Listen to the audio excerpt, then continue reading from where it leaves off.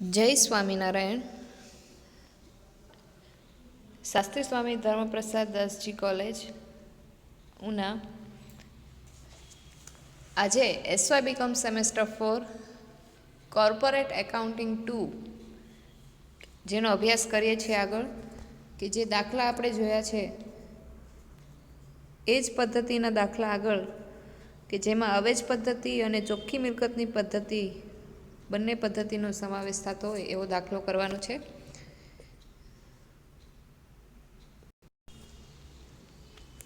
જોઈએ બીએસઆ પ્રકાશનનું જે સંયોજનના હિસાબોમાં દાખલા નંબર 9 બીએસઆ પ્રકાશનનો ધી શેર લિમિટેડ અને ધી શીતલ લિમિટેડના તારીખ 31/3/2017ના રોજના પાકા સરવૈયા નીચે મુજબ છે,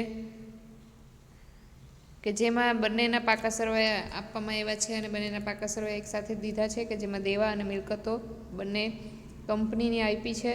તો દેવા સાઈડ જોઈએ કે 10%ની પ્રેફરન્સ શેર મૂડી છે ₹10નો, એક શેર છે એ 8 લાખની શેલની છે મૂડી, અને શીતલની 4 લાખની છે. ઇક્વિટી શેર મૂડી છે 12 લાખની અને 12 લાખ શીતલની. જામીનગીરી પ્રીમિયમ આપ્યું છે ₹2 લાખ જે શીતલ લિમિટેડનું છે. સામાન્ય અનામત છે શેર લિમિટેડને ₹6 લાખ દર્શાવવામાં આવ્યું છે. તો મિલકતો સામેની સાઈડ છે પાઘડી આપી છે શેર લિમિટેડની 4 લાખની, કાયમી મિલકતો છે 18 લાખના શેર લિમિટેડની, અને શીતલ લિમિટેડને આપવામાં આવી છે 10 લાખ. સ્ટોક છે 6,60,000નો, અને શીતલ છે લિમિટેડ કંપની જેને સ્ટોક આપવામાં આવ્યો છે ₹6 લાખ. દેવાદારો છે 4,80,000 અને શીતલ લિમિટેડના દેવાદારો ₹3 લાખ, અને અગાઉથી ચૂકવેલ ખર્ચા છે 40,000 અને 60,000. એવી રીતે રોકડ અને બેંક છે 3,60,000 અને ₹4 લાખ. પ્રાથમિક ખર્ચા આપવામાં આવ્યા છે 60,000 અને ₹40,000. રકમ હજી આગળ અધૂરી રકમ છે. આગળ રકમ હજી જોઈએ કે જેમાં 14%ના ડિબેન્ચર છે દેવા સાઈડ ₹4 લાખના છે શેર લિમિટેડના, અને ₹2 લાખના શીતલ લિમિટેડના. લેણદારો આપવામાં આવ્યા છે 5 લાખના શેર લિમિટેડના અને 4 લાખના શીતલ લિમિટેડના, અને પ્રોવિડન્ટ ફંડ આપવામાં આવ્યું છે ₹3 લાખ, કે જે શેર લિમિટેડના છે, અને ₹2 લાખ શીતલ લિમિટેડના છે. અને એની સામે મિલકતોની સાઈડમાં જોઈએ તો એક નફા નુકસાન ખાતું આપવામાં આવ્યું છે, એની ઉધાર બાકી છે ₹2 લાખ શીતલ લિમિટેડની.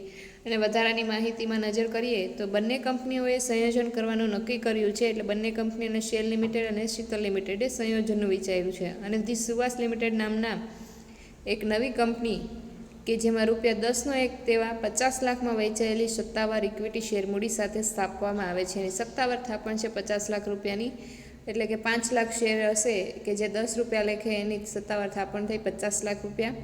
આ સંયોજન અંગેની શરતો છે નીચે મુજબ નક્કી થઈ હતી, કે એમાં પહેલી શરત છે કે જે શેર લિમિટેડ માટેની શરત આપવામાં આવી છે. તે શેર લિમિટેડ માટેની શરતો જોઈ લઈએ તો પહેલી શરત છે ઇક્વિટી શેર ધારકોને તેમના દરેક 3 ઇક્વિટી શેર સામે નવી કંપનીના તેના 4 ઇક્વિટી શેર દીઠ ₹12 લેખે આપશે. શેર દીઠ ₹12 લેખે એટલે શેરની કિંમત છે ઇક્વિટી શેરની કિંમત દાખલામાં દેવા સાઈડ આપણને આપી છે ₹10નો શેર છે 12 લેખે, એટલે ₹2 પ્રીમિયમના ભેગા કરી અને ₹12 લેખે આપવામાં આવે છે, એટલે પ્રીમિયમ સહિત આપવામાં આવે છે. પછી પ્રેફરન્સ શેર હોલ્ડરોને દરેક પ્રેફરન્સ શેર 4 શેરની સામે નવી કંપનીના 5 ઇક્વિટી શેર આપવાના છે, એ પણ શેર દીઠ ₹12 લેખે અપાશે. પછી ત્રીજી જે શરત છે 14%ના ડિબેન્ચર હોલ્ડરોને 15% પ્રીમિયમ મળે તે રીતે નવી કંપની પોતાના ₹100નો એક તેવા 10% ડિબેન્ચર છે 8% વટાવથી આપશે. જેમાં આગળ કઈ રીતે ગણતરી કરવાની છે મેં આમાં કરી છે ગણતરી, હું દર્શાવીશ તમને, ગણતરીમાં સમજાવીશ. નવી કંપની ₹80,000 રોકડા આપશે. સંયોજન પહેલાં શેર લિમિટેડ તેના કામદારોને તેમની પ્રોવિડન્ટ ફંડની રકમ ચૂકવી આપે છે. તો પ્રોવિડન્ટ ફંડ ચૂકવી આપવામાં આવતું હોય એટલે રોકડ બેંક સિલક હોય એમાં છે એની બાકીમાં ફેરફાર આવશે, કે એમાંથી પ્રોવિડન્ટ ફંડની રકમ ચૂકવવામાં આવશે, એટલે એ બાદ કરવાની આવશે. નવી કંપની ધી શેર લિમિટેડની તમામ મિલકતોને દેવા નીચે મુજબ લઈ જાય છે, કે એમાં કાયમી મિલકતોની ચોપડે કિંમત તેની બજાર કિંમતના 60% જેટલી છે, એટલે જે બજાર કિંમત મુજબ ગણવાની રહેશે, કે આપણે જ્યારે મિલકતોની ગણતરી કરીએ ત્યારે કાયમી મિલકતો છે એ બજાર કિંમત મુજબ લેવાની રહેશે. તો એ માટે એની કિંમત શોધવી પડશે.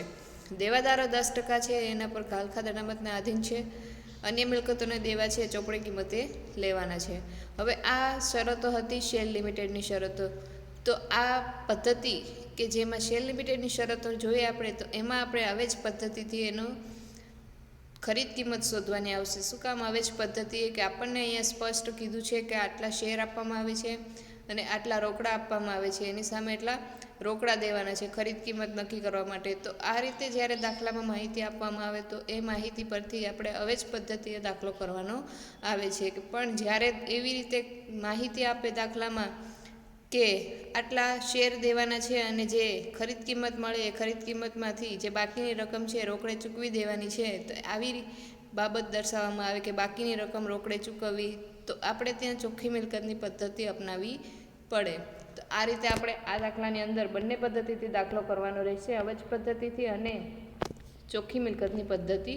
એટલે શેલ લિમિટેડ માટે છે અવેજ પદ્ધતિ આપણે ખરીદ કિંમત શોધશું અને શીતલ લિમિટેડ માટે આપણે ચોખ્ખી મિલકતની પદ્ધતિએ દાખલો કરશું. શું કામ? તો કે એની અંદર આપણને કીધું છે જે ખરીદ કિંમત માટે કે નવી કંપની 1,60,000 ઇક્વિટી શેર આપે છે, એને 12 લેખે આપે છે અને ખરીદ કિંમત છે એ ખરીદ કિંમતની બાદની રકમો છે કે જે રકમ રોકડેથી ચૂકવવાની છે, એટલે એવું દર્શાવે છે કે જ્યાં રોકડેથી રકમમાં તફાવત આવે એ રોકડેથી ચૂકવી દેવાનો છે. એટલા માટે એ ચોખ્ખી મિલકતની પદ્ધતિ અપનાવવાની છે. તેની શરતો જોઈએ તો પહેલી શરત છે કાયમી મિલકતોની કિંમત 40% વધુ ગણવાની છે. સ્ટોકની કિંમત 5,40,000 ગણવાની છે. અન્ય મિલકતોને દેવા ચોપડે કિંમતથી લેશે. પાઘડી પેટે રૂપિયા 2 લાખ ગણવાના છે. દેવાદારો પર 10% ઘાલખાત અનામત રાખવાની છે.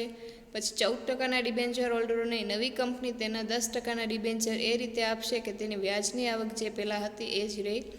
એ માટે એની પણ કિંમત આપણે શોધવી પડશે. નવી કંપની 1,60,000 ઇક્વિટી શેર છે, શેર દીઠ રૂપિયા 12 લેખે આપશે, એટલે કે પ્રીમિયમ સહિત આપવામાં આવે છે અને ખરીદ કિંમતની બાકીની રકમ છે રોકડીથી ચૂકવશે. તો આ રીતે એની શરતો આપવામાં આવી છે, એના પરથી આપણે ચોખ્ખી મિલકતની પદ્ધતિ એની ખરીદ કિંમત શોધશું. હવે નવી કંપનીએ બાકી વધેલા ઇક્વિટી શેર દીઠ 20% પ્રીમિયમથી બહાર પાડે છે. તો હજી ઇક્વિટી શેર જે વધે નવી કંપનીના એ પોતે બહાર પાડે છે જાહેર જનતા માટે 20% પ્રીમિયમે. ઉપરોક્ત માહિતીના આધારે આપણે સુવાસ લિમિટેડના ચોપડે આમ નોંધ કરવાની છે અને શરૂઆતનું પાકું સર્વે તૈયાર કરવાનું રહેશે. સુવાસ લિમિટેડ છે નવી કંપની છે, એના ચોપડે આમ નોંધ થશે અને એના ચોપડે શરૂઆતનું પાકું સર્વે તૈયાર કરવાનું રહેશે. તો દાખલાની શરૂઆત કરીએ. ગણતરી પહેલાં કરી છે કે સૌપ્રથમ ખરીદ કિંમતની ગણતરી કરી છે, એટલે અવેજ પદ્ધતિ અને ચોખ્ખી મિલકતની પદ્ધતિએ ગણતરી. તો પહેલી જે શેલ લિમિટેડની છે ખરીદ કિંમત શોધી, એટલે અવેજ પદ્ધતિ એની ખરીદ કિંમત શોધવાની છે. તો એની ગણતરીમાં સૌ પ્રથમ તો ખરીદ કિંમત શોધી અવેજ પદ્ધતિ એટલે પહેલાં ઇક્વિટી શેર કેટલા આપવામાં આવે છે એ ઇક્વિટી શેરની ગણતરી કરવાની છે. પ્રેફરન્સ શેર આપતા હોય તો પ્રેફરન્સ શેરની ગણતરી કરવાની છે અને કેટલી રકમ રોકડમાં આપે છે દરેક બાબત અહીંયા ખરીદ કિંમતમાં દર્શાવવાની રહેશે. તો અહીંયા મેં ગણતરીમાં લખ્યું છે ધી શેલ લિમિટેડની ખરીદ કિંમત અવેજ પદ્ધતિએ. તો ઇક્વિટી શેર માટે છે આપણને એની શરતોમાં કીધું છે કે 3 ઇક્વિટી શેર સામે નવા 4 ઇક્વિટી શેર નવી કંપની આપશે અને રૂપિયા 12 લેખે આપશે, એટલે કે પ્રીમિયમ સહિત આપે છે 12 લેખે. 2 રૂપિયા પ્રીમિયમના છે અને 10 રૂપિયા લેખે શેરની કિંમત છે 10 રૂપિયા, એટલે 2 રૂપિયા પ્રીમિયમના. તો આપણે એની ગણતરી કરીએ તો ઇક્વિટી શેર 3 શેરના બદલે 4 શેર લેખે. તો મેં એના શેર પહેલાં મેળવ્યા છે કે કેટલા શેર છે, ઇક્વિટી શેર કેટલા છે એના શેર લિમિટેડના. તો એને આપણને મૂડી આપી છે, શેર મૂડી પાકા સરવૈયામાં દેવા સાઈડ ઇક્વિટી શેર મૂડી દરેક રૂપિયા 10નો, એટલે 12 લાખની શેર મૂડી છે એને ભાગ્યા 10 કર્યા એટલે 1,20,000 શેર મળે છે. તો 1,20,000 શેર મળ્યા તો આપણે 4 શેર નવા આપવાના છે અને કેની સામે 3 જૂના શેરની સામે ઇક્વિટી શેરની સામે 4 નવા શેર આપવાના છે. એટલે 3 શેરના બદલે 4 શેર છે એ નવા મળે છે, તો 4 ભાગ્યા 3 કર્યા એટલે આપણને 1,60,000 શેર નવા મળે છે. તો 1,60,000 શેર એને ગુણ્યા 10 રૂપિયા એટલે 10 રૂપિયાની શેરની કિંમત છે, એટલે 16 લાખ રૂપિયા આપણને એની કિંમત મળશે, શેરની મૂડી મળશે. પ્લસ આમાં 2 રૂપિયા પ્રીમિયમ લેખે આપે છે, એટલે અહીંયા આપણે જે શરતમાં કીધું છે શેર દીઠ 12 લેખે આપવાના છે, એટલા માટે આપણે 2 રૂપિયા પ્રીમિયમના અને 10 રૂપિયા શેરની કિંમત. તો પ્રીમિયમ પણ અલગથી મેં ગણ્યું છે 1,60,000 શેર પર 2 રૂપિયા લેખે પ્રીમિયમ એટલે 3,20,000 રૂપિયા. હજી આગળ બીજી શરત જણાવે છે કે પ્રેફરન્સ શેર હોલ્ડરોને પણ દરેક પ્રેફરન્સ શેરની સામે નવી કંપની છે 5 ઇક્વિટી શેર આપે છે, એટલા માટે આપણે એના પણ શેર મેળવવા પડશે. તો આપણને પ્રેફરન્સ શેર મૂડી આપી છે દાખલાની અંદર દેવા સાઈડ 8 લાખ રૂપિયાની પ્રેફરન્સ શેર મૂડી છે. તો 8 લાખને ભાગ્યા 10 કરીએ, 10 રૂપિયાની શેરની કિંમત છે એટલે 80,000 શેર મળે છે. 80,000 શેર ગુણ્યા 5 ભાગ્યા 4, 5 શું કામ તો કે 5 નવા ઇક્વિટી શેર આપે છે 4ના બદલે, એટલે 5 ભાગ્યા 4 એટલે 1 લાખ શેર મળશે નવા. તો એની પણ 12 લેખે આપવામાં આવે છે કે શેર દીઠ રૂપિયા 12 લેખે આપશે. તો એના માટે શેરની કિંમત એની 10 રૂપિયા લેવાની છે, જે પ્રેફરન્સ શેરની કિંમત આપણને દેવા સાઈડ દર્શાવી છે. એટલે 10 રૂપિયા લેખે 10 લાખ રૂપિયા થયા શેર મૂડી. તો એમાં પણ પ્રીમિયમ સહિત છે, એટલે પ્લસ પ્રીમિયમ એના 1 લાખ શેર પર ગણીએ 2 રૂપિયા લેખે, એટલે 2 લાખ રૂપિયા પ્રીમિયમના થશે. એટલે આપણને કુલ શેર મૂડી મળશે પ્રીમિયમ સહિતને 31,20,000 રૂપિયા. હજી આપણને જણાવે છે ત્રીજી શરત કે જ્યારે પણ આપણે ખરીદ કિંમતની ગણતરી કરતા હોય ત્યારે ડિબેન્ચર હોય તો ડિબેન્ચર બાબત આપણે ખરીદ કિંમતમાં સમાવેશ કરવાનો નથી. આગળના દાખલામાં આપણે જોયું હતું અવેજ પદ્ધતિએ દાખલો કઈ રીતે કરવો, તો અવેજ પદ્ધતિમાં ડિબેન્ચર હોય તો ડિબેન્ચરનો સમાવેશ ખરીદ કિંમતમાં કરવાનો નથી. તો ખરીદ કિંમતમાં ડિબેન્ચરનો સમાવેશ નથી થતો, પણ જ્યારે ચોખ્ખી મિલકતની ગણતરી કરીએ તો ત્યારે દેવા તરીકે ડિબેન્ચર બાદ કરવાના આવે છે. એટલે અહીંયા ડિબેન્ચર લેવાના નથી. પ્લસ એના રોકડા, નવી કંપની કેટલા રોકડા આપશે, તો 80,000 રૂપિયા રોકડા આપે છે, તો 30,20,000 પ્લસ 80,000 રોકડા કરીએ એટલે આપણને ખરીદ કિંમત મળશે શેર લિમિટેડની 32 લાખ રૂપિયા ખરીદ કિંમત મળશે. તો 32 લાખ રૂપિયા ખરીદ કિંમત મળ્યા બાદ આપણે હવે ચોખ્ખી મિલકતોની ગણતરી કરવાની રહેશે. કે ચોખ્ખી મિલકતની ગણતરી શું કામ કરવાની છે, તો આપણને નવી પાઘડી હશે તો પાઘડી મળશે, અને મૂડી અનામત હશે તો મૂડી અનામત મળશે. એ માટે આપણે ચોખ્ખી મિલકતની ગણતરી જરૂરી છે. તો એની માટે જોઈએ કે એની શરતો આપી હતી આપણને કે જે નવી કંપની છે એ તમામ મિલકતોને દેવા માટે કે જે કાયમી ચોપડે કે કાયમી મિલકતો છે જે તેની બજાર કિંમત છે એને 60% જેટલી કિંમત દર્શાવવામાં આવી છે. કે જે પાકા સરવૈયામાં આપણને મિલકતો સાઈડ કાયમી મિલકતો આપી છે શેર લિમિટેડની, તો એની બજાર કિંમત શોધવાની છે આપણે. તો બજાર કિંમત લેવાની રહેશે. એટલા માટે બજાર કિંમત શોધીએ તો 60% લેખે જણાવે છે. તો આપણે અહીંયા 18 લાખની કાયમી મિલકતો છે, એટલે મેં 18 લાખ ગુણ્યા 100 એને ભાગ્યા 60 કરી અને મેં 30 લાખ રૂપિયા મેળવ્યા છે. 30 લાખ રૂપિયા છે એ મિલકતોની કાયમી મિલકતોની બજાર કિંમત છે એમ ગણવાની રહેશે. એટલા માટે આપણે બજાર કિંમત ગણી છે 30 લાખ રૂપિયા. તો 30 લાખ રૂપિયા જ આપણે ચોખ્ખી મિલકતોમાં સમાવેશ કરવાનો છે.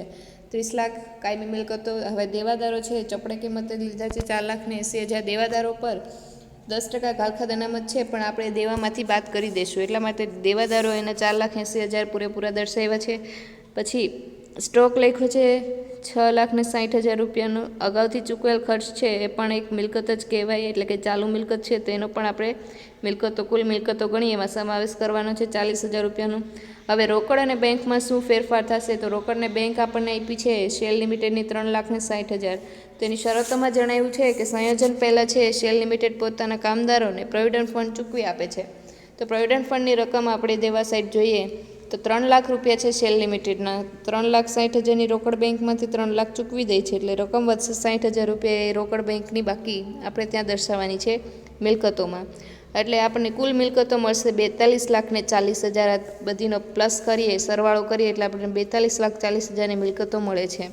તો હવે એમાંથી દેવા બાદ કરીએ તો દેવા શેર લિમિટેડના જેમ આપણે જે દેવા સાઈડ જોઈએ તો લેણદારો આપવામાં આવ્યા છે 5 લાખ રૂપિયાના. તો લેણદારો દર્શાવવાના છે. તો ઘાલખાદ અનામત મેં દેવાદારો પર 10% લેખે ગણી છે, એટલે 4,80,000ના 10% 48,000 રૂપિયા. અને ડિબેન્ચર માટેની આપણે કિંમત શોધવાની રહેશે. તો ડિબેન્ચર કઈ રીતે મેળવ્યા છે એની પણ ગણતરી જોઈ લઈએ. તો સૌપ્રથમ તો દાખલામાં આપણને દેવા સાઈડ આપણને 14%ના ડિબેન્ચર આપ્યા છે 4 લાખ રૂપિયાના. એ 4 લાખ પર આપણે 15% લેખે ગણતરી કરી છે, એટલે 4 લાખ ગુણ્યા એના 15% પ્લસ એટલે એમાં પ્રીમિયમ કરશું આપણે. એટલે 4 લાખના 15% કરીએ એટલે 60,000 રૂપિયા પ્રીમિયમના મળે છે. તો 14%ના ડિબેન્ચર પર પ્લસ પ્રીમિયમ 15%નો એટલે 4,60,000 રૂપિયા થયા. હવે 4,60,000 રૂપિયા પર આપણે વટાવે કે 8% વટાવે આપવાનું જણાવે છે કે એવા 10% ડિબેન્ચર છે, 8% વટાવે દેવાના છે. તો એના વટાવ માટેની ત્રિરાશિ મૂકી છે મેં 8% વટાવ, એટલે કે 100માંથી 8 બાદ કરીએ એટલે 92 એ 100 હોય. તો 4,60,000 જે આપણને નવા ડિબેન્ચરની પ્રીમિયમ સહિતની રકમ મળે છે ત્યારે કેટલા રૂપિયા, એ રીતે મેં એની ત્રિરાશિ મૂકી અને ત્રિરાશિ મૂકી અને એની ગણતરી કરી છે 4,60,000 ગુણ્યા 100 એને ભાગ્યા 92, એટલે 5 લાખ રૂપિયા આપણને નવા ડિબેન્ચરની કિંમત મળશે. એટલે 5 લાખ રૂપિયા છે એ ડિબેન્ચર વટાવે આપવાના રહેશે. તો આ 5 લાખ રૂપિયા છે આપણે ડિબેન્ચર વટાવમાં જ્યારે ડિબેન્ચર આપણે લખવાના થશે પાકા સરવૈયામાં, નવું શરૂઆતનું પાકું સરવૈયું બનાવશું ત્યારે આપણે આ કિંમતથી એના ડિબેન્ચર દર્શાવવાના રહેશે શેર લિમિટેડના 5 લાખ રૂપિયાની કિંમતથી, કે જે આપણે વટાવે બાદ કરીને જે કિંમત મેળવી છે એ વટાવે એ કિંમત દર્શાવવાની છે. પણ અહીંયા જ્યારે દેવામાંથી આપણે ચોખ્ખી મિલકતોની ગણતરીમાં બાદ કરવાના છે ડિબેન્ચર 14% ડિબેન્ચર. તો ત્યાં આપણે પ્રીમિયમ સહિતના જે ડિબેન્ચર આપણને મળે છે કે જે 4,60,000 રૂપિયા, એ ડિબેન્ચર અહીંયા દર્શાવવાના રહેશે. એટલા માટે અહીંયા લખવાનું કે ખાલખાદ અનામત 48,000 છે, પછી દેવામાં 14% ડિબેન્ચર 4,60,000 દર્શાવ્યા, એટલે આપણને ચોખ્ખી મિલકતો મળે છે કે જે ઉપર મિલકતો કુલ મળી એમાંથી આટલા દેવા ત્રણેય બાદ કર્યા એટલે આપણને ચોખ્ખી મિલકત મળી 32,32,000 રૂપિયાની ચોખ્ખી મિલકત મળી. આ ચોખ્ખી મિલકત મળી ગઈ, આપણને ખરીદ કિંમત મળી ગઈ 32 લાખ અને ચોખ્ખી મિલકતો મળે છે 32,32,000. એટલે અહીંયા જોવું કે ખરીદ કિંમત છે એની સામે ચોખ્ખી મિલકતો છે એ વધારે છે, તો ખરીદ કિંમતની સામે ચોખ્ખી મિલકતો વધારે હોય એટલે આપણને શું મળે તો કે મૂડી અનામત મળે, અને જે ખરીદ કિંમત વધારે હોય અને ચોખ્ખી મિલકતો ઓછી હોય તો આપણને પાઘડી મળે છે. તો અહીંયા આપણને મૂડી અનામત મળશે. તો મૂડી અનામતની પણ ગણતરી કરી છે કે કઈ રીતે મૂડી અનામત મેળવવું. તો મૂડી અનામત બરાબર ચોખ્ખી મિલકતો માઇનસ ખરીદ કિંમત, એટલે 32,32,000ની ચોખ્ખી મિલકતો છે એમાંથી 32 લાખની ખરીદ કિંમત માઇનસ કરે એટલે 32,000 રૂપિયા મૂડી અનામતના મળે છે. અને આ 32,000 મૂડી અનામત જે મળ્યું છે એ આપણે જ્યારે પાકા સરવૈયામાં દર્શાવવાનું આવશે, એ કઈ રીતે દર્શાવવાનું છે એ પણ આગળ પાકા સરવૈયામાં સમજાવીશ. હવે આગળ આપણને શેલ લિમિટેડની ખરીદ કિંમત મળી ગઈ. શેલ લિમિટેડની આપણે ચોખ્ખી મિલકતો મેળવી લીધી. શેલ લિમિટેડની દરેક શરતોનું આપણે જે એની શરતો આપવામાં આવી હતી એ મુજબ આપણે એની ગણતરી કરી અને દર્શાવી દીધી. હવે આવે છે શીતલ લિમિટેડની ખરીદ કિંમતની ગણતરી. તો શીતલ લિમિટેડની ખરીદ કિંમતની ગણતરી છે એ ચોખ્ખી મિલકતની પદ્ધતિએ કરવાની છે, એ જે આપણે આગળ સમજ્યું એ રીતે.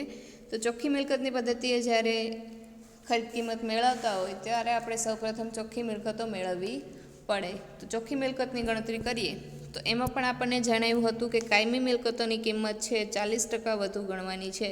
તો કાયમી મિલકતો શીતલ લિમિટેડની 10 લાખ રૂપિયા દર્શાવી છે, એના 40% વધુ કરીએ એટલે 4 લાખ વધારે દર્શાવવાના છે, એટલે 14 લાખ રૂપિયા. 10 લાખ પ્લસ 4 લાખ એટલે 14 લાખ રૂપિયા મેં એની કાયમી મિલકતો લખી છે.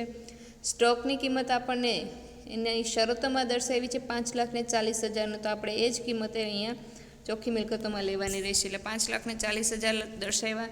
પ્લસ દેવાદારો છે, દેવાદારોની એના પર 10% ખાલખાદ અનામત રાખવાનું જણાવે છે. તો દેવાદારો 3 લાખના છે, એના પર 10% ખાલખાદ અનામત છે, આપણે દેવામાંથી બાદ કરશું એટલે 3 લાખના દેવાદારો દર્શાવ્યા. પછી અગાઉથી ચૂકવેલ ખર્ચ પણ અહીંયા 60,000નો દર્શાવ્યો. રોકડ સિલક પૂરેપૂરી લઈ લેવાની છે, 4 લાખની પૂરે દર્શાવી દેવાની છે. શું કામ તો કે આપણને શરતોમાં કીધું નથી કે એની કાંઈ પ્રોવિડન્ટ ફંડની ચૂકવણી થાય છે કે નહીં, એટલા માટે અહીંયા રોકડ સિલક પૂરી દર્શાવી દેવાની છે. જો પ્રોવિડન્ટ ફંડ ચૂકવવામાં આવતો હોય તો એ બાદ કરીને પછી દર્શાવવાની. અને પાઘડી માટે પણ અહીંયા નવી કિંમત દર્શાવી છે આપણને હવાલામાં કે પાઘડી પેટે 2 લાખ ગણવાના છે. તો આપણે પાઘડી પણ અહીંયા ચોખ્ખી મિલકતોમાં સમાવેશ કરવાનો છે 2 લાખ રૂપિયાનો. તો આપણને કુલ મિલકતો મળી 29 લાખ રૂપિયાની. હવે બાદ દેવા કરીએ તો દેવામાં આપણને દેવા સાઈડ આપણને શીતલ લિમિટેડના દેવામાં લેણદારો આપ્યા છે 4 લાખ રૂપિયાના. ખાલખાદ અનામત ગણીએ તો 3 લાખના દેવાદારો પર 10% લેખે એટલે 30,000 ખાલખાદ અનામત થઈ. પછી 14%ના ડિબેન્ચર છે એની માટેનો હવાલો આપણને દાખલામાં આપ્યો છે કે એની શરતોમાં 14%ના ડિબેન્ચર હોલ્ડર અને નવી કંપની તેના 10%ના ડિબેન્ચર એ રીતે આપશે કે જેની વ્યાજની આવક પહેલાં જેટલી જ રહે.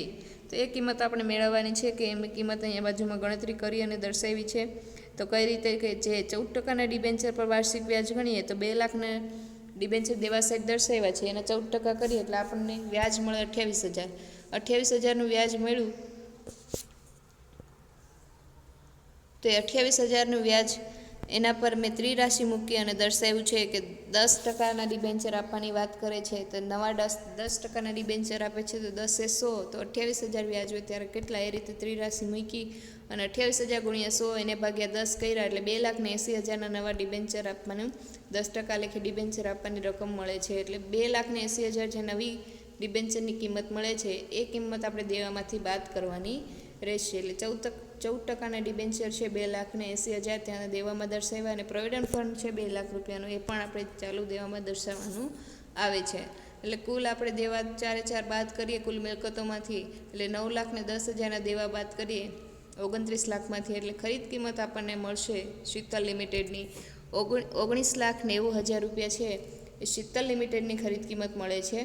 આ રીતે આપણે એની ખરીદ કિંમત મેળવ્યા પછી ખરીદ કિંમતની ચૂકવણી કઈ રીતે થાય છે તો ચોખ્ખી મિલકતની પદ્ધતિ છે એટલે એની આપણે એ રીતે ગણતરી કરવાની રહેશે. તો ખરીદ કિંમતની ચૂકવણી માટે આપણને હવાલામાં કીધું છે કે 1,60,000 છે નવી કંપનીના ઇક્વિટી શેર આપવામાં આવે છે. 1,60,000 ઇક્વિટી શેર દીઠ ₹12 લેખે આપશે, એટલે કે અહીંયા પણ પ્રીમિયમ સહિત આપવામાં આવે છે. તો પ્રીમિયમ ₹2 લેખે અને ₹10 શેરની કિંમત, અને બીજી કાંઈ પણ તફાવત રકમ આવે તો એ રોકડા ચૂકવવાના જણાવે છે. તો એ રોકડા માટે તો આપણે સૌપ્રથમ લખીએ કે ઇક્વિટી શેર મૂડી છે 1,60,000 શેર, એને ગુણ્યા ₹10 એટલે 16 લાખ રૂપિયા આપણને મળે છે. અને ₹2 લેખે પ્રીમિયમ ગણીએ 1,60,000 શેર પર ₹2 લેખે એટલે 3,20,000 પ્રીમિયમના. અને ત્રીજું આપણે રકમ લખી છે મેં રોકડા, તો રોકડાનો તફાવત કઈ રીતે મળશે તો કે 19,90,000ની જે ખરીદ કિંમત છે એમાં હજી ઘટે છે કેટલા રૂપિયા, તો 16 લાખની શેર મૂડી ઇક્વિટી શેર આપવામાં આવે છે. પ્રીમિયમ છે 3,20,000નું. તો 19,90,000માંથી આ બંને રકમ બાદ કરીએ તો તફાવતની રકમ મળે છે. રોકડા આપણે કેટલી રકમ આપવાની આવશે, 70,000 રૂપિયા રોકડા આપવામાં આવશે, કે જે આમાં કીધું છે કે બાકીની રકમ રોકડેથી ચૂકવવાની રહેશે, એટલે 70,000 રૂપિયા રોકડી ચૂકવવાની મળે છે. તો આ રીતે આપણે શીતલ લિમિટેડની ખરીદ કિંમતની ચૂકવણી દર્શાવી. હવે છે કે આગળ બીજો હવાલો દર્શાવ્યો છે કે જે નવી કંપની છે જાહેર જનતા માટે 20% પ્રીમિયમે શેર બહાર પાડે છે. તો એ શેર બહાર પાડે છે એની માટેની ગણતરી કરી છે. તો એની ગણતરી જોઈએ કે બહાર પાડેલ ઇક્વિટી શેર મૂડીમાં મેં પહેલાં શેર ગણ્યા છે કે કેટલા શેર હવે વધે છે. તો પહેલાં 5 લાખ શેરની સ્થાપન હતી, એની 5 લાખ શેર હતા. 5 લાખ શેરમાંથી એણે 1,60,000 ઇક્વિટી શેર કે જે શેલ લિમિટેડને આપે છે. શેલ લિમિટેડની જ્યારે આપણે ખરીદ કિંમત શોધી ત્યારે ત્યાં દર્શાવ્યા હતા કે 1,60,000 ઇક્વિટી શેર. પછી 1 લાખ પ્રેફરન્સ શેર આપે છે.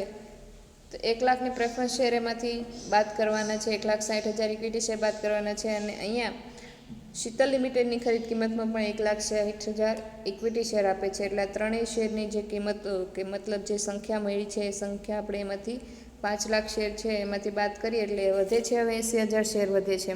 તો વધે જે શેર એ શેર નવી કંપની છે એ 20% પ્રીમિયમે બહાર પાડે છે. એટલે આપણે જે વધેલા શેર ગોતવા પડે, એટલે 80,000 શેર છે ₹10 લેખે એટલે 8 લાખ રૂપિયા, અને 20% પ્રીમિયમ છે તો 8 લાખ પર 20% પ્રીમિયમ કરીએ તો 1,60,000 પ્રીમિયમના મળે, એટલે કુલ 9,60,000 રૂપિયા છે એ બહાર પાડે છે મૂડી મળી. તો આ રીતે આપણે એની ગણતરી દર્શાવી છે. તો હવે આગળ જોઈએ તો મેં આમ નોંધ લખી છે કે જે નવી કંપની કે જે સુવાસ લિમિટેડ નામની નવી કંપની છે એના ચોપડે આમ નોંધ લખવાનું જણાવ્યું છે. તો આમ નોંધ સેમ આગળ આપણે જે દાખલામાં ગઈ રીતે એ મુજબ જ આમ નોંધ થશે નવી કંપનીના ચોપડે. પહેલે આમ નોંધ જોઈએ કે કાયમી મિલકતો ખાતે ઉધાર કે જે નવી કિંમત આપણે મેળવી છે 30 લાખ રૂપિયા, સ્ટોક ખાતે ઉધાર 6,60,000, દેવાદારો ખાતે ઉધાર 4,80,000, અગાઉથી ચૂકવેલ ખર્ચ ખાતે ઉધાર 40,000, રોકડ બેંક ખાતે ઉધાર 60,000, તે લેણદારો ખાતે 5 લાખ, તે કારખાના અનામત ખાતે 48,000, તે 14%ના ડિવેન્ચર ખાતે કે જે આપણે દેવામાં દર્શાવી છે એક કિંમત 4,60,000, તે મૂડી અનામત ખાતે, અહીં મૂડી અનામત આપણને શેલ લિમિટેડમાં મળે છે તો મૂડી અનામત ખાતે 32,000, અને તે શેલ લિમિટેડના લિક્વિડેટર ખાતે કે જે રકમ આપણને ખરીદ કિંમતની મળી છે 32 લાખ રૂપિયા, તે લિક્વિડેટર ખાતે દર્શાવવાના રહેશે. પહેલી આમનોંધ કરી છે શેલ લિમિટેડની મિલકતો અને દેવા લઈ જાય તેની આમનોંધ થઈ છે. બીજી આમનોંધ જોઈએ તો ખરીદ કિંમતની ચૂકવણી કઈ રીતે થાય છે એની આમનોંધ છે.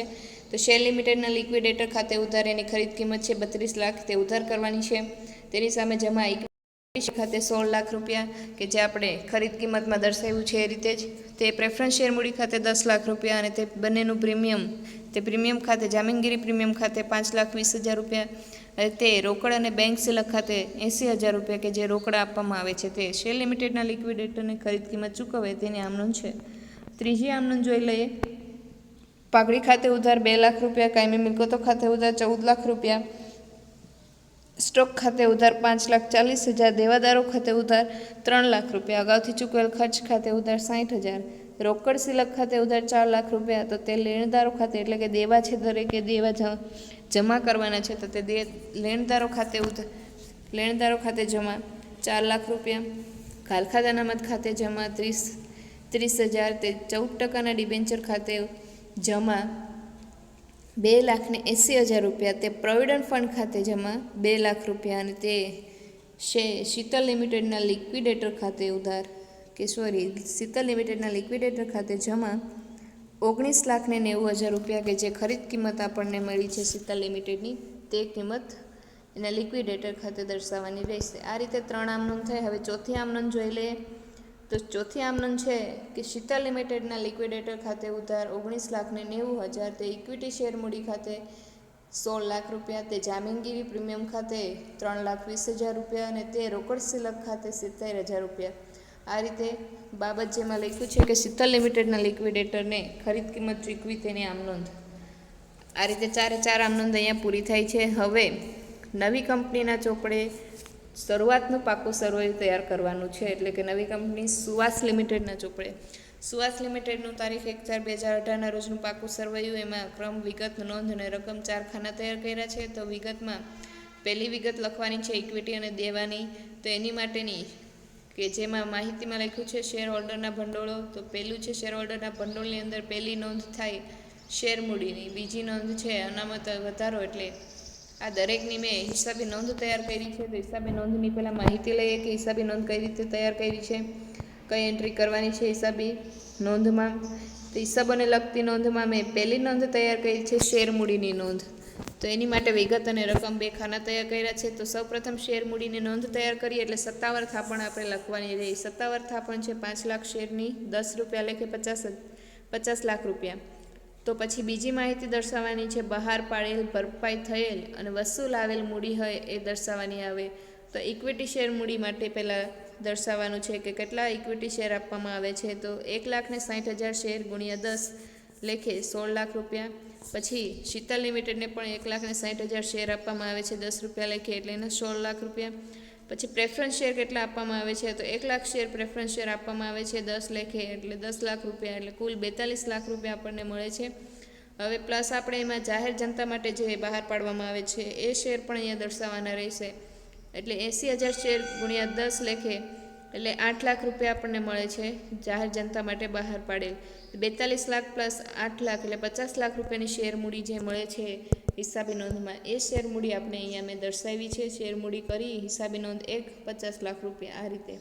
હવે જામીનગીરી પ્રીમિયમ લખ્યું છે મેં, એની માટે એક એની નોંધ તૈયાર કરી છે, અનામત વધારાની નોંધ કરી અને એની અંદર જામીનગીરી પ્રીમિયમ દરેકનું દર્શાવ્યું છે. એની નોંધ નંબર 2 તૈયાર કરી છે.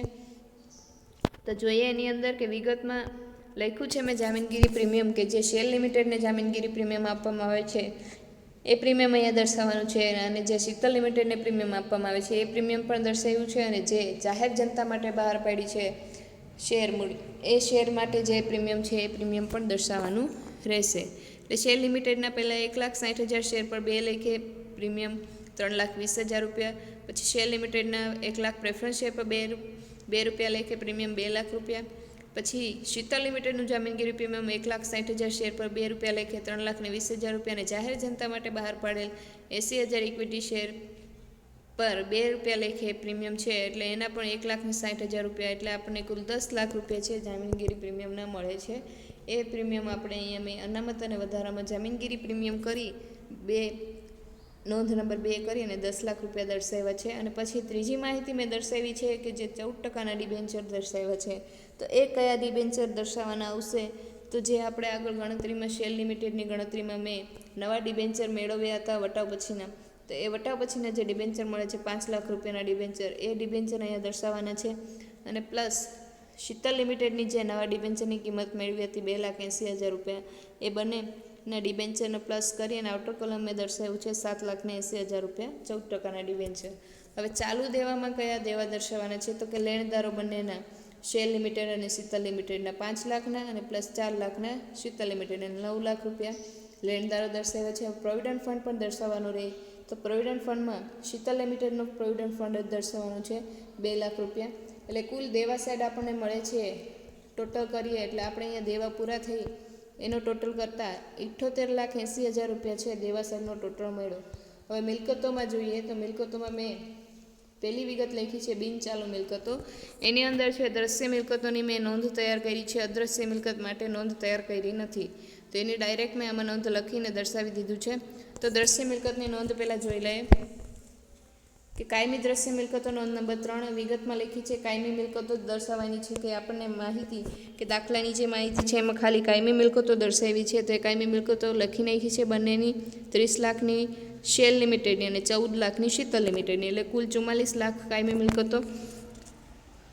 એટલે અહીંયા દ્રશ્ય મિલકતોમાં નોંધ નંબર 3 કરી અને 44 લાખ દર્શાવ્યા છે એની નોંધની કે જે કિંમત મળી તે અદૃશ્ય મિલકતો 2 કરી અને અદૃશ્ય મિલકતોમાં દર્શાવવાનું છે. પાઘડી એક અદૃશ્ય મિલકત છે, તો પાઘડી આપણે જે મળી છે નવી શીતલ લિમિટેડની નવી પાઘડી આપણને માહિતીમાં આપી હતી 2 લાખ રૂપિયાની પાઘડી. તો 2 લાખમાંથી આપણે મૂડી અનામત બાદ કરવાનું રહેશે. મૂડી અનામત બાદ કરીએ 32,000નું મૂડી અનામત છે શેલ લિમિટેડનું મળે છે. એ મૂડી અનામત બાદ કર્યા પછી જે રકમ મળે એ રકમ આપણે પાઘડી તરીકે દર્શાવવાની રહેશે. એટલે મેં અહીંયા ખાલી પાઘડી માઇનસ મૂડી અનામત કરી અને 1,68,000 રૂપિયા દર્શાવી દીધા. હવે ચાલુ મિલકતોમાં જોઈએ તો એમાં સ્ટોક લખ્યો છે મેં બંનેનો, શેલ લિમિટેડ અને શીતલ લિમિટેડનો જે સ્ટોક હતો બંનેનો સ્ટોક લખ્યો છે 6,60,000 પ્લસ 5,40,000 એટલે 12 લાખ રૂપિયાનો સ્ટોક લખ્યો આઉટર કોલમ. દેવાદારો પણ મેં ગાલખાત અનામત બાદ કર્યા પછીના લીધા છે, એટલે ગાલખાત અનામત બાદ કરી અને દર્શાવવાના. એટલે શેલ લિમિટેડના દેવાદારો મળે છે 4,32,000 પ્લસ શીતલ લિમિટેડના દેવાદારો મળ્યા 2,70,000 એટલે કુલ આઉટર કોલમ 7,02,000 રૂપિયા દર્શાવ્યા. અગાઉથી ચૂકવેલ ખર્ચા બંનેના પ્લસ કરી અને 1 લાખ રૂપિયા દર્શાવ્યા છે. બેંક સિલક માટેની મેં નોંધ તૈયાર કરી છે કે નોંધ નંબર 4 રોકડ ને રોકડ સ્વરૂપની મિલકતો માટે. તો અહીંયા રોકડા છે કે જે રોકડ બેંક માટે કોઈ હવાલો દર્શાવ્યો નથી અને એમાં જણાવ્યું નથી કે નવી કંપની રોકડ બેંક લેતી નથી. એટલા માટે અહીંયા જે એવું જણાવવામાં આવે તો આપણે અહીંયા રોકડ બેંકની જ્યારે નોંધ તૈયાર કરીએ ત્યારે એની બાકી દર્શાવવાની ન આવે, પણ અહીંયા રોકડ બેંક અહીંયા લઈ જાય છે નવી કંપની. એટલા માટે અહીંયા મેં બાકીમાં શેલ લિમિટેડ અને શીતલ લિમિટેડની બંનેની જે બાકી છે જે એના પાકા સર્વેમાં દર્શાવી છે એ મુજબની બાકી મેં લખી છે. શેલ લિમિટેડની બાકી મેં 60,000 જ દર્શાવી છે. શું કામ? તો કે એમાંથી 3 લાખ પ્રોવિડન્ટ ફંડ ચૂકવ્યા આપવામાં આવે છે, એટલા માટે 60,000 એના અને પ્લસ 4 લાખ શીતલ લિમિટેડના, એટલે 4,60,000 એની બાકી છે. પ્લસ હવે એમાં જાહેર જનતા માટે જે શેર બહાર પાડવામાં આવે છે એ શેરની કિંમત અહીંયા દર્શાવવાની રહેશે. એટલે 80,000 શેર એને ગુણ્યા 10 કરીએ એટલે આપણને રકમ મળશે 8 લાખ રૂપિયા અને પ્રીમિયમ 2 રૂપિયા લેખે 80,000 શેર પર એટલે 1,60,000 રૂપિયા. એટલે કુલ આપણને ઇનર કોલમ રકમ મળે છે ત્રણેયની પ્લસ કરી એટલે 14,20,000 રૂપિયા આપણને રકમ મળી. હવે એમાંથી ખરીદ કિંમત આપણે બંનેની મેળવી છે કંપનીની, એમાં ખરીદ કિંમત પેટે કેટલી રોકડ ચૂકવવામાં આવે છે તો એ રોકડ આપણે અહીંયા બાદ કરવાની રહેશે. તો શેલ લિમિટેડને 80,000 રોકડા ચૂકવવામાં આવે છે ખરીદ કિંમત પેટે અને શીતલ લિમિટેડને 70,000 રોકડા ચૂકવવામાં આવે છે ખરીદ કિંમત માટે. તો કુલ 1,50,000 રોકડ ચૂકવવામાં આવે છે ખરીદ કિંમત પેટે, એટલે 14,20,000માંથી 1,50,000 બાદ કરે એટલે 12,70,000 રૂપિયાની આપણને રોકડની બાકી મળે છે. એ રોકડની બાકી આપણે ચાલુ મિલકતની અંદર બેંક સિલક રોકડ સિલક કરી નોંધ નંબર 4 અને આઉટર કોલમ રકમ દર્શાવી છે મેં 12,70,000 રૂપિયા. આ રીતે મેં એની રકમ લખી અને હવે છેલ્લે અંતે આપણે અવાસ્તવિક મિલકત તરીકે મેં મિલકત દર્શાવી છે કે ડિબેન્ચર વટાવની. તો શું કામ ડિબેન્ચર વટાવ? તો આપણે અહીંયા શેલ લિમિટેડ માટે જે ડિબેન્ચરની વાત થઈ હતી એ ડિબેન્ચરમાં 8% વટાવની વાત થાય છે કે 10%ના ડિબેન્ચર જે નવી કંપની આપે છે એ વટાવે આપે છે. તો એ વટાવ અહીંયા દર્શાવવો પડે. તો એ વટાવ માટે મેં અવાસ્તવિક મિલકતના અંદર ડિબેન્ચર વટાવ છે જે નવા ડિબેન્ચર આપણને ત્યારે મળે છે 5 લાખ રૂપિયાના, એ 5 લાખને ગુણ્યા 8% કરીએ જે શેલ લિમિટેડના ડિબેન્ચરની વાત થાય છે એટલે આપણે 40,000નું ડિબેન્ચર વટાવ મળશે. એ મેં આઉટર કોલમ દર્શાવ્યો છે. એટલે કુલ આપણને દેવા સાઈડની જે ટોટલ મળે છે 78,80,000નું, એ જ ટોટલ આપણને મિલકતો સાઈડ મળે છે 78,80,000, જે દરેક રકમનો સરવાળો કરી અને બંનેનો સરવાળો સરખો મળે છે મિલકતો અને દેવાનો. એટલે પાકું સરવૈયું આ રીતે સરખું મળી જાય છે સુવાસ લિમિટેડનું. અને અહીંયા પાકું સરવૈયું મળી જાય એટલે આપણો દાખલો જે કર્યો છે એ દાખલો આપણો સાચો હોય. તો અહીંયા આ દાખલો પૂરો થાય છે. અસ્તુ.